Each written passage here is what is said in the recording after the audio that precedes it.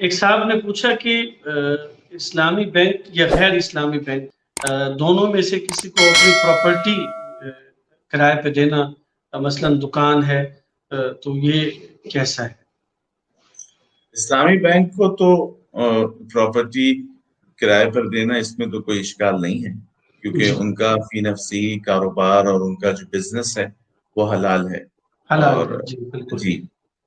جو مروجہ بینک ہے اس کے بارے میں علماء نے کچھ تفصیلات لکھی ہیں، لیکن آج کل جب آپ کے پاس اگر یہ موقع ہے کہ کسی اسلامک بینک کو دیا جائے یا کسی غیر اسلامی بینک کو دیا جائے تو اس میں تو پھر غیر اسلامی بینک کو دینا صحیح نہیں ہوگا۔ لیکن اگر صرف اسلامی بینک ایسی جگہ ہے جہاں پر غیر اسلامی بینک ہی صرف آ رہا ہے تو ایسی صورت میں آپ کو اس میں یہ بتایا جاتا ہے کہ اگر اس کا انفراسٹرکچر نہیں بنایا گیا ہے بلکہ ایک گرے اسٹرکچر کی صورت میں دے دیا جاتا ہے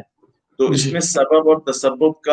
کی جو بحث ہے کہ براہ راست کوئی سبب بنے یا بالواسطہ کوئی سبب بنے۔ اور اس کی ایک مثال اس طرح بھی سمجھی جا سکتی ہے کہ کسی کا ایک گھر ہے رہائش کے لیے، اس نے کرائے پر دے دیا کسی، تو اس کا یہ کرائے پر دینا فی نفسی ہی تو صحیح ہے۔ اب وہ جو کرایہ دار ہے وہ وہاں پر کچھ ناجائز کام کرتا ہے مثال کے طور پر، تو اگر تو اس کو یہ معلوم تھا ابتداً اور اس کے امکانات تھے کہ وہ ایسے کام کرے گا تو اس کا دینا صحیح نہیں ہوگا، کیونکہ وہ براہ راست تو سبب نہیں بنتا، کیونکہ اس میں ایک مختار کا عمل داخل ہو جاتا ہے درمیان میں۔ لہذا